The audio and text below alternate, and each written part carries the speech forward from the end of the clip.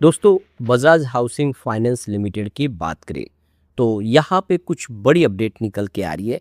Bajaj housing finance की board of director की meeting हुई थी और यहाँ पे डिबेंचर्स बॉन्ड जारी किए गए। बजाज हाउसिंग फाइनेंस लिमिटेड ने संभव होम फाइनेंस शुरू किया है। ये उन लोगों के लिए है जिनके पास पूरे डॉक्यूमेंट नहीं है। काफ़ी लोग हैं जो उस क्राइटेरिया को पूरा नहीं कर पाते, उनके पास सारे डॉक्यूमेंट नहीं होते, उनको लोन नहीं मिल पाता है। इसी को लेकर इन्होंने एक बड़ा पहल की है। तो पूरी अपडेट क्या है और इसका क्या फ़ायदा बजाज हाउसिंग फाइनेंस को हो सकता है, उसको समझेंगे। इसके अलावा बड़े फंड हाउस का रुझान स्टॉक को लेकर कैसा है, क्योंकि स्टॉक ऑलरेडी बहुत ज़्यादा गिर चुका है।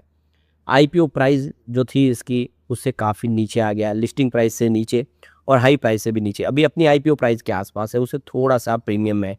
ऐसे में क्या रणनीति बन रही है? क्या आने वाले समय ये बेहतर करेगा या फिर अभी भी गिरावट की संभावना बाकी है? जानेंगे इस वीडियो के माध्यम से। लेकिन फ्रेंड्स, उससे पहले अगर आप पहली बार हमारे चैनल पे आए तो चैनल को सब्सक्राइब कर दीजिए, एक बेल आइकॉन दबा दीजिए ताकि जब भी नया वीडियो बने पहला नोटिफिकेशन आपको मिले। वीडियो पसंद आए तो लाइक से ज़रूर कीजिए।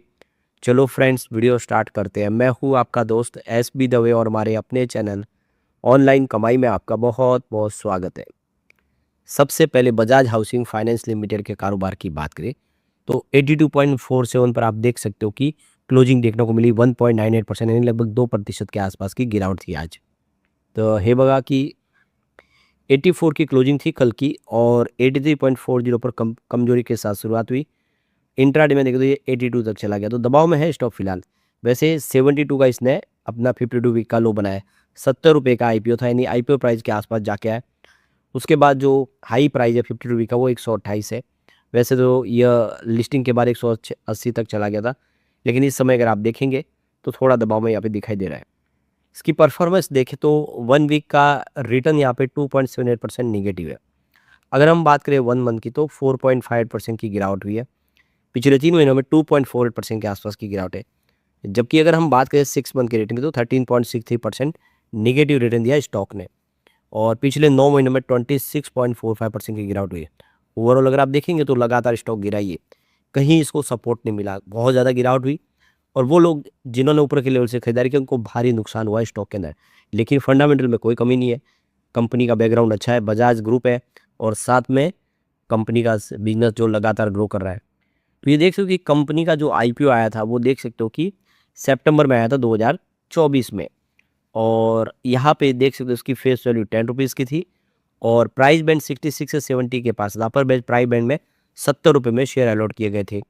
अब वो 70 रुपये के जो शेयर थे वो 180 तक पहुँचे, लेकिन आज वो 180 का जो शेयर है फिर से 80 के आसपास आ गया।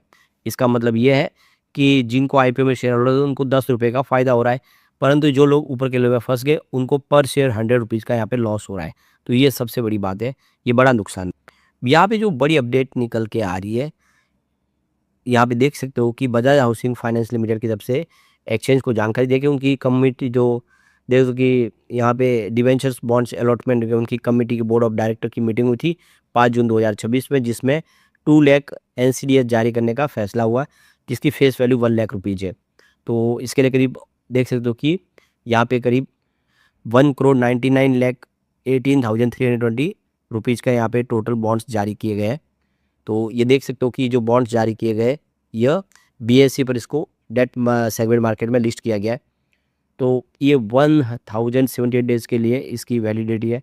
5 जून 2026 से इसका डेट ऑफ अलॉटमेंट है, तो इसकी जो मैच्योरिटी डेट है वो 18 मई 2029 की है।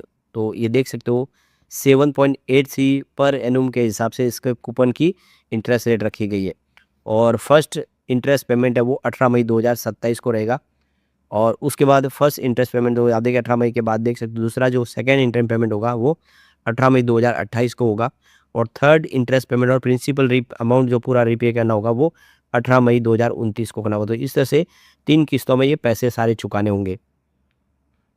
तो देख सकते हो कंपनी इस समय अपने बिजनेस को लेकर काफ़ी सारे शानदार फैसले कर रही है। काफ़ी सारे यहाँ पे देख सकते हो कि रणनीति बनाई जा रही है, बिजनेस बढ़ाया जा रहा है और ये डिबेंचर बॉन्ड्स का जो फैसला है ये भी काफ़ी शानदार है।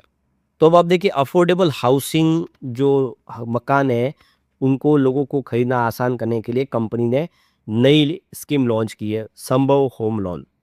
ये जो संभव होम लोन है यह ऐसे लोगों के लिए जिनके अलग अलग इनकम के सोर्स है और वो अलग-अलग सोर्स वो शो नहीं कर पाते, उन्होंने इनकम टैक्स रिटर्न उतना नहीं भरा हो या और भी रीज़न जिसकी वजह से वो घर खरीद नहीं पाते, उनको लोन नहीं मिल पाता है। ऐसे जो असंगठित जो क्षेत्र के लोग हैं उनके लिए डिज़ाइन किया गया है संभव होम लोन। तो मौजूदा दौर में देख सकते हो कि अफोर्डेबल हाउसिंग फाइनेंस अब धीरे-धीरे लोन पाने के पुराने तौर तरीकों से आगे बढ़ रहा है। वित्तीय संस्थान अब ये समझने लगे हैं कि गरीब घर जो खरीदने की चाह रखते हैं और ज़्यादातर लोगों की इनकम का ज़रिया अलग-अलग होता है और शायद लोगों के लिए हमेशा लोन पाने की जो शर्तें हैं, उसको पूरा करना और ज़रूरी दस्तावेज़ उपलब्ध कराना मुमकिन ना हो। इसी वजह से लोन के किफ़ायती विकल्पों को इस तरह से तैयार किया गया है कि लोग अपना घर खरीद सकें और अपने सपने को सच कर सकें। तो लोन के लिए जो सारी फॉर्मेलिटी होती है वो बहुत ज़्यादा प्रॉब्लम वाली होती है जिससे कई लोग हैं जो लोन लेने से वंचित रह जाते हैं। तो ये जो अफोर्डेबल होम लोन खास उन तो लोगों के लिए डिज़ाइन किया गया है जो कोई रिहायशी प्रॉपर्टी खरीदना चाहते हैं, अपना घर बनवाना चाहते हैं या उसकी मरम्मत करवाना चाहते हैं, उसका बड़ा करना चाहते हैं। ऐसे लोन खास तौर पर ध्यान रख के दिए जा रहे हैं। अलग-अलग जो रोज़गार करने वाले हर तबके के जो लोग हैं, उनकी ज़रूरत को पूरा होने के कर सके वो, जिनके पास इनकम का ज़रिया अलग-अलग होता है। इसके अलावा लोन पाने की जो आसान शर्तें वो इसमें उतनी सारी जो शर्तें पूरी नहीं कर पाए, उन लोगों के लिए उपयोगी है संभव लोन। तो बहुत ही शानदार फैसला किया है कंपनी ने। तो अब लोन देने वाली जो संस्थान है, अब सिर्फ सैलरी स्लिप या हर साल भरे जाने वाले इनकम टैक्स रिटर्न पर निर्भर रहने की बजाय आवेदक की असली कमाई की क्षमता का आकलन करते हैं। इससे उन लोगों को हाउसिंग फाइनेंस की सुविधा आसानी से मिल जाती है, जिनके इनकम का ज़रिया सामान्य से थोड़ा अलग होता है, जो बता नहीं सकते। तो ये कई शहरों में छोटे जो मोटे बिजनेस करने वाले लोग खुद के रोजगार, नगद सैलरी या सामान्य से हटकर कुछ अलग कामकाज के जरिए पैसे कमाते हैं। ऐसे लोगों की ज़रूरत को पूरा करने के लिए अफोर्डेबल हाउसिंग फाइनेंस इन सभी चीज़ों पर गौर कर रहे हैं। तो संभव होम लोन के जरिए आपको आईटी जो है वो आईटी रिटर्न बताने के अलावा नकद जो कैश स्लिप देने के अलावा भी उसकी जो असली कमाई का जरिया को उसको गौर करके उसके हिसाब से उसको लोन दे रहे हैं, जिससे वो इजीली लोन प्राप्त करें। तो ये बहुत ही ज़बरदस्त और गेम चेंजर है। इससे बहुत सारे लोग जो अभी तक कई जगह से बैंकों से लोन नहीं ले पाते उनको भी लोन कंपनी देगी। सबसे बड़ी बात है कि इस स्कीम में जो प्रधानमंत्री आवास योजना है 2.0 है उसका भी फ़ायदा उठाया जा सकता है। जो ब्याज की रकम है उसमें उनका वो सरकार का भी सहयोग मिल सकता है। तो ये बड़ी बात। अब यहाँ पे आप देख सकते हो कि बजाज हाउसिंग फाइनेंस ने अप्रैल महीने में काफ़ी अच्छे नए म्यूचुअल फंड जोड़े। 49 म्यूचुअल फंड ने फ्रेश एंट्री की। आप देख सकते हो ये क्लियरली काफ़ी सारा। सिर्फ 13 म्यूचुअल फंड है जिन्होंने एग्जिट लिया है। इसका मतलब ये है कि बहुत सारे म्यूचुअल फंड ने जम के खरीदारी की है। उनको भरोसा है इस समय बजाज हाउसिंग फाइनेंस पे क्योंकि ऑलरेडी बहुत ज़्यादा गिर चुका है। अपने ऊपरी प्राइस से 100 रुपये डिस्काउंट में आ गया है। ऐसे में आगे बढ़ने की उम्मीद ज़्यादा है और इसीलिए यहाँ पे खरीदारी शुरू हो चुकी। अगर आप बिज़नेस की भी बात करो, बिज़नेस लगातार ग्रो कर रहा है। आप देखिए दिसंबर में कंपनी का जो रेवेन्यू 2884 करोड़ के आसपास था, वो मार्च में बढ़ के 2903 करोड़ तक पहुँच गया है। ऑपरेटिंग प्रॉफिट भी देखें तो 2604 करोड़ के आसपास था दिसंबर में, मार्च में 2629 करोड़ तक पहुँच गया है। एबिटाडा 2610 करोड़ के आसपास था, जो मार्च में 2640 करोड़ तक पहुँच गया। अब अगर हम बात करें कंपनी के नेट प्रॉफिट की तो 665 करोड़ का नेट प्रॉफिट था दिसंबर क्वार्टर में, जबकि मार्च में बढ़ के ये 669 करोड़ तक पहुंच गया है। तो भले ही कम हो लेकिन वृद्धि हुई है, रेवेन्यू भी बढ़ा है, प्रॉफिट भी बढ़ा है। ये साबित कर रहा है कि कंपनी का बिजनेस पटरी पे और आने वाले समय ये कमाल कर सकता है।